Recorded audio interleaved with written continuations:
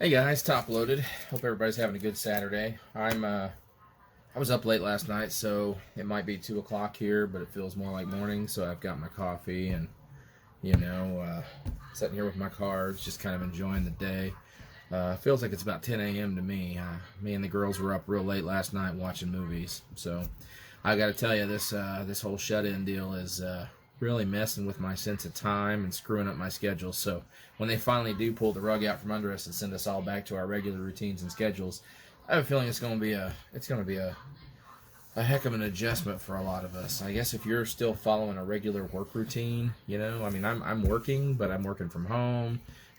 We own our own business, so we kind of do what we want when we want, as long as we take care of the customers. So we're sleeping in, we're dodging off here and there in the middle of the day, coming back to answer phones or make calls or whatever the case may be. But it's feeling a whole lot like summer vacation when we were kids, So unfortunately, I don't mean that to sound like like I'm making light of the situation, but for those of us who's nowhere near it, it's mostly something we see on TV, and we're just kind of sitting at home waiting for decisions to be made. Well, if that's going to be the case, at least we have our baseball cards, right? I'm pretty thrilled. I've picked up some new stuff. Well, first of all, LouRok TV sent me another package here. We're in the middle of a trade. He kind of jumped the gun on me, sent it a little soon. Not that I'm complaining. I just need to get something out to him, ASAP. I have a feeling he took care of me there. So we'll open that up. I'm pretty excited to see what he sent. I'm always down for a good trade. It's a lot of fun. But I've also picked up, I just got this in the mail yesterday. Nothing big. I think I paid like $1 for it, but really only bought one card, but it looks like they threw a couple in. So sent me a Brad Keller Topps Chrome rookie. As a Royals fan, he's a pretty solid pitcher. Starting pitching is what we need more than anything, and I think this guy might be a little piece of the future. Heath Fillmyer, I don't know much about him. I've kind of followed him. I don't think he's done a lot yet, but here's hoping that those two guys really get it done. And this is the card I actually paid for. This is the Nicky Lopez update rookie foil, and I'm trying to get it to. You can kind of see that foil in there a little bit. It's one of the ones I didn't have for my Nicky Lopez rainbow. And I'm doing the paper and chrome kind of all-inclusive rainbow, so pretty excited to add that to the collection. Picked up another one of these. I don't know. I like the update base, so I've probably got a stack of those. This one came in also. Out of 25, Nicky Lopez, National Treasures, isn't that right? Yeah, National Treasures. I'm not a huge fan of National Treasures, Flawless, any of that stuff really. I mean, it's cool. It's got a really sick patch on it. It's pretty awesome. Nice clean on card, right? Yeah, nice clean on card autograph. They're just so plain looking. I mean, it's not even about whether or not Panini does them. So of course, if you take a closer look at the uniform in the picture, he doesn't have the logos or the number or nothing like that on there, but even if he did, there's just so much white. There's just, I don't know. They just look so plain. Even in football and basketball where they can use the logos, I like them, but I would rather have Optic or Prism or something else. But needless to say, I'm really excited to add that one to the collection. Anytime you can, I mean, it's an RPA. It's an RPA out of 25. I think I paid $11 for it. So, Nicky, if you're out there paying any attention to this video at all, I'm rooting for you, man. Do good, because I've got a stack this big of pretty awesome cards. But, oh man, I picked up so much. I've bought a few packs. I got to slow it down, though, because my supply of top loaders is going, and they're really, really hard to get right now. We got the Alvarez. I'm not a Houston fan, obviously, but I mean, Alvarez is Alvarez. He was Rookie of the Year, so you got to pay attention to that. But Gypsy Queen, I've done okay with. I've done okay with quite a bit of my. I think I bought some. Trying to find the right stack here. I've bought quite a bit of update. Been tripping over some of that 2019 update. See if we can't find it. Thought I was more organized than this, but clearly I am not. I've pulled out all the usual suspects. There we go. There's some of it. I've pulled out most of the usual suspects out of update. The Kabooms, the Senzells. There's Eloy. The debut. Went for the cycle on Pete, so I already have a stack of these, but it's Pete Alonso. You can't have too many of those. He's awesome. Let's see. Here's another Eloy. Pulled a Will Smith. Not the Fresh Prince. Austin Riley. I think he's going to do well. There's Biggio. Little Bigi. You know, I have a theory on these guys. And maybe I'm wrong. I can't recall. But it seems like father and son MLB guys. You know, if Daddy's a Hall of Famer, then son's going to flame out. And if Daddy was a common player and not a real big name, son could be a Hall of Famer, a la King Griffey Sr. and Jr., or Pete Rose Jr., or, gosh, I know there's more. Drawing a total blank on them. I think of a lot of father-son duos, but I'm trying to think of father and son. Well, I guess there's the Sandy Alomar Sr., then there's Sandy Alomar Jr. and Roberto Alomar. Roberto Alomar went on to be a Hall of Famer. So now you got a lot. I mean, maybe I just never paid attention when we were younger. Maybe I just don't know. But it seems like over the last few years we have a huge influx of you know, Daddy's little boys coming into play. You know, you got, you know, little Biggio, you got Vladdy Jr., you got or even grandsons like Mike Yastrzemski. You got look at me, I can't think of nobody. Fernando Tatis Jr., Raul Mondesi Jr. You know, the list goes on. It'll be interesting to see. Got a Keston. Always got to go good on the... Yeah, there we go. I pulled a really solid Keston out of there, too. I think I've already put it... I filed it away. Here it is. Yanked that one out of a jumbo pack the other day. $5 jumbo pack. And there is the flagship foil. So that was pretty sweet. I've done good with Keston, though. I tend to pull some of his better stuff. There's the... you pay attention to the bat. It's got the Christmas lights around it. That's a short print rookie. And then, let's see. That one back. Yeah, here we go. Of course, there's the flagship Keston. Trying to do that right. I got a few of those. Bear with me. Oh, nope. So pay no attention to that last one where you're like, what the hell are you talking about? There's no Christmas lights on that bat. That's that one there. Your visual, my visual. I don't know. I'm not sure I'm really digging the setup of the light. Thought the cards would show up a little better. And this one has the foil stamp on it. That shows up pretty well. And then just threw that on the floor, guys. Huh. That was smart. Now, where's that other one? I got one more that was pretty decent. Here we go. The numbered out of 175 Purple Topps Chrome. All those are pack pulled, you know? I mean, you know, you have that guy. You're not collecting him. You're not really even paying attention to him. Nothing against him. He's just not on your radar for whatever reason. And you just keep on pulling him. And in this case, I keep pulling the, you know, the short printed stuff. And just thought that was kind of cool. Another guy I've done that with is Vladimir Guerrero Jr., and not really collecting him either, but, you know, I guess I am, unofficially. So I don't know if there's much else in here to really... A bunch of the same stuff otherwise. Of course, you know, I bought a solid pack of... Well, there's a Dustin May. Got that out of some 2019 Topps. I bought one pack. This is wild. So one pack of opening day this week. And in that pack, I got the Dustin May. I got the Alvarez, the Aquino, and then a couple of cups. You know, Keston and Polar Bear. You know, out of one pack. As a $3 pack, I think. I think they're $3. Isn't that right? $3.98 maybe, something like that. I don't know. But that was a pretty solid pack. I was pretty excited about that. As far as other things that I've picked up so much, but I'm drawing a blank on everything I've got. Let me see here. I mean, there's a lot of Gypsy Queen. Try not to bore you with any of the Plano. Everybody's seen 1,000 times. Snaggled that one out of a pack, that pack of update. So that was cool. Pete rookie. I think that about sums it up. Gypsy Queen. I've done well with Pete Alonso here lately. You got the tarot and the base. So it's been a productive week. No giant hits, nothing, you know, nothing Not that I'm going to send in to get graded or anything, but did like that one. 1986 Donruss throwback Jose Canseco. We all know that that's a significant year with Jose Canseco. In fact, having some fun. There's the original copy.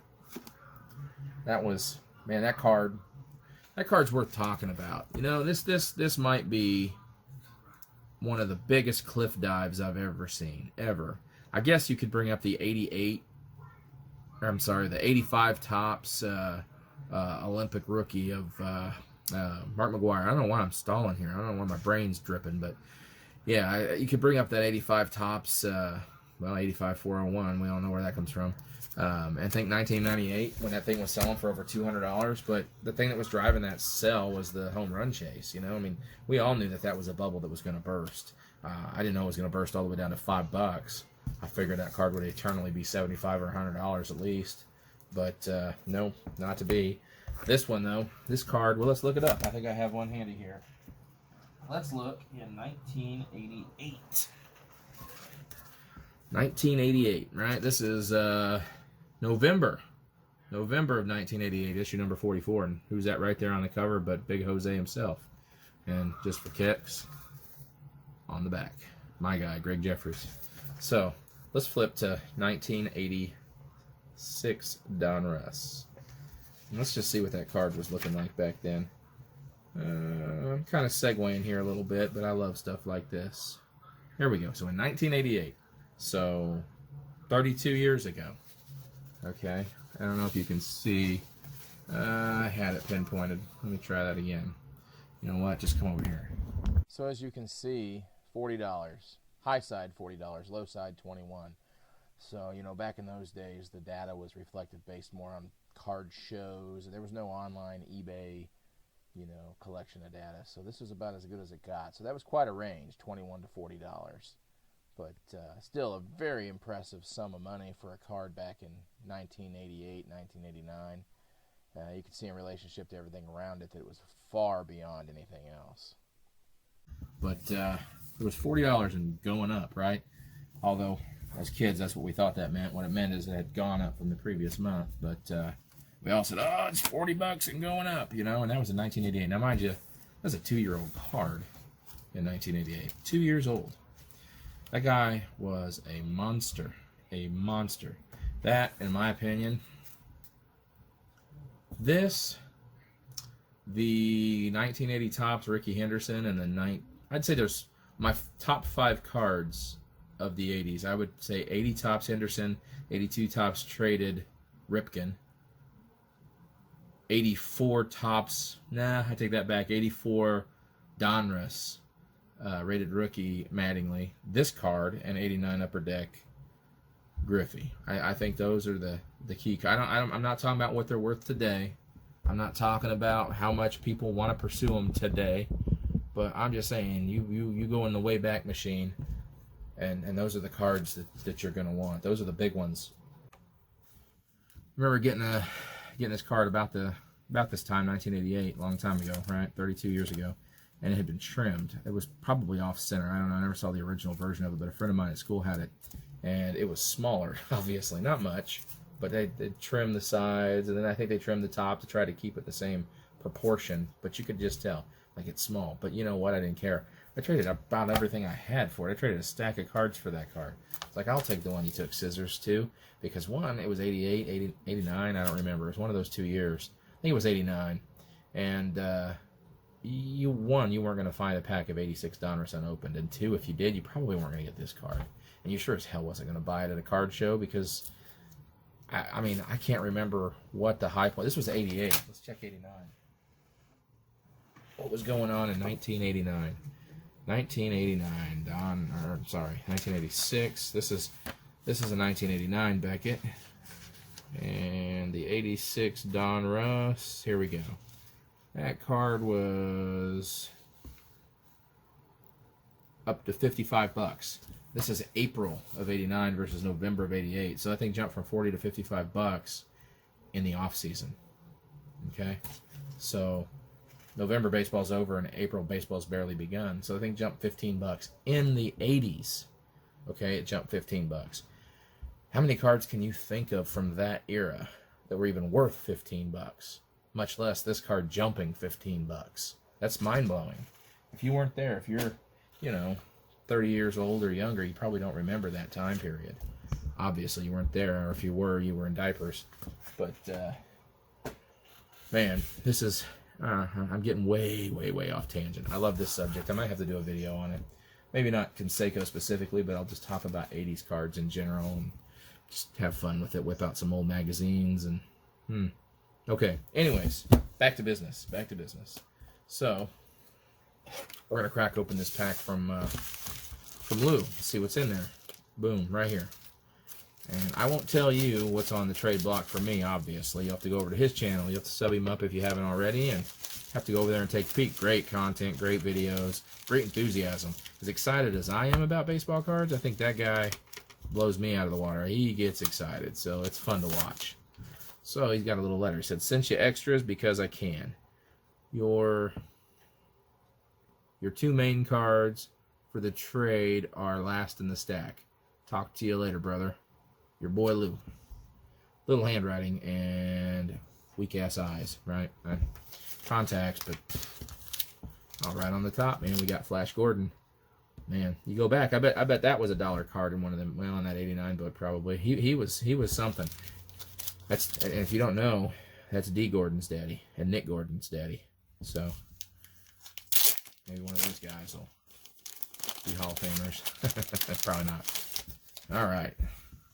So good old Tom Gordon. I was excited about that card back in the day. That was a good card to have. That '89 Don Russ set, man, was something else. It's funny, about that time period, 1989, the two most expensive cards in this set was the Greg Jeffries and the Gary Sheffield, not the Griffey. The Griffey was about $1 cheaper than both of those cards. Here's '87 Fleer, George Brett. That's a fun card. That's a super fun card because that's a card that back then, at least in my world, you only saw in magazines because you couldn't find a pack of those to save your life. There is Salvador Perez. Going to be a Hall of Famer probably, in my book anyways, but yeah, definitely going to be a Hall of Famer, I think. So there's a refractor.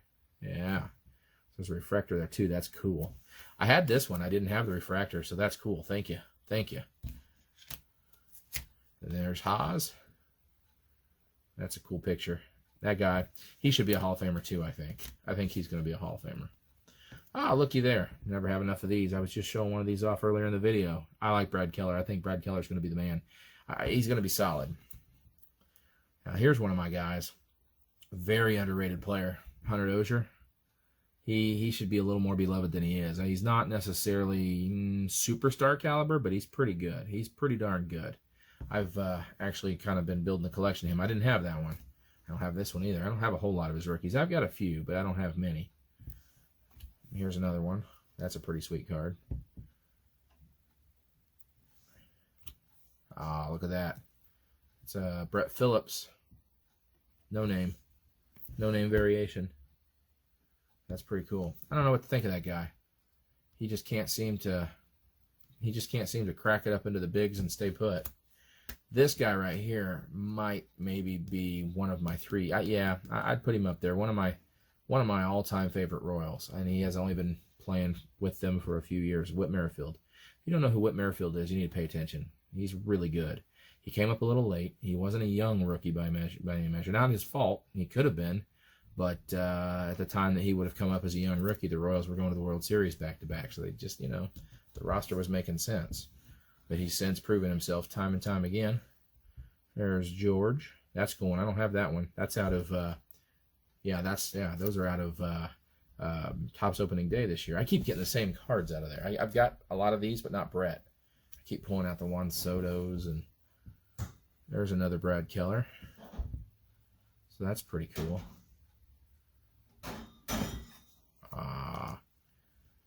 That is cool. That's the winning card right there. Ryan O'Hearn, Topps Chrome autograph.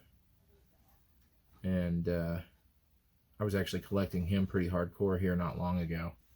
And I almost picked that card up, but I didn't. I picked up the blue Brad Keller instead. This has been on my to-get list, so thanks, Lou. I appreciate that, man. That's exciting. That's exciting. I think he's a master. That guy's got some serious exit velocity. He just needs to get his bat straight. And here we go. Here's this year's. These last two here. These are out of the trade.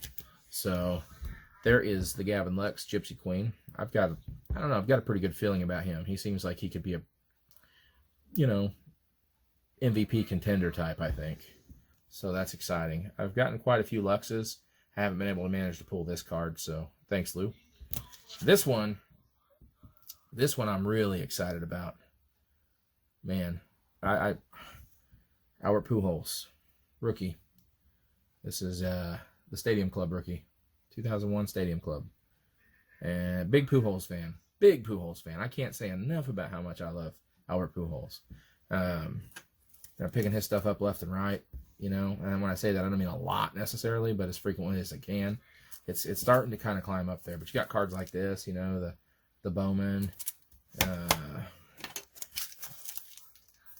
the rookies, I was gonna spin the camera around, and I just kept going with it. So I had my little setup there, but yeah, that's really cool. I've got a stack of his rookies here somewhere. I'll have to figure out what I've done with them, but it kind of blows my mind how that's a question for some debate here. Let me grab something. This is interesting to me.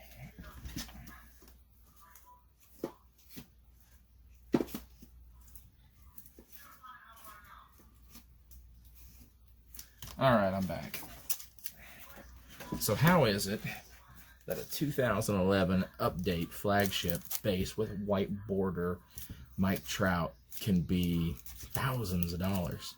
Granted in PSA 10 form, $2,000, or even $600 or $700 in raw form. And I get that Trout is an awesome player, okay, but number for number, stat for stat, season for season, career for career, this guy's better. He just is. Is he better right now? No. But from 2000 to 2010, 11, something like that, 2001 to 2011, the dude was a monster, an absolute monster. And you can pick these things up for peanuts compared to that Trout. And this is his Topps flagship, And yeah, I think he's got a lot more stuff out there from that year than Trout has from his year. But if we're chasing flagships, I don't understand. This guy they're both certifiable Hall of Famers. But this guy did it first. This guy actually has World Series rings, right? Has postseason success. Has numerous MVPs too. His stat line, if you've never looked, go back and look. 2001 to 2011. It'll blow you away.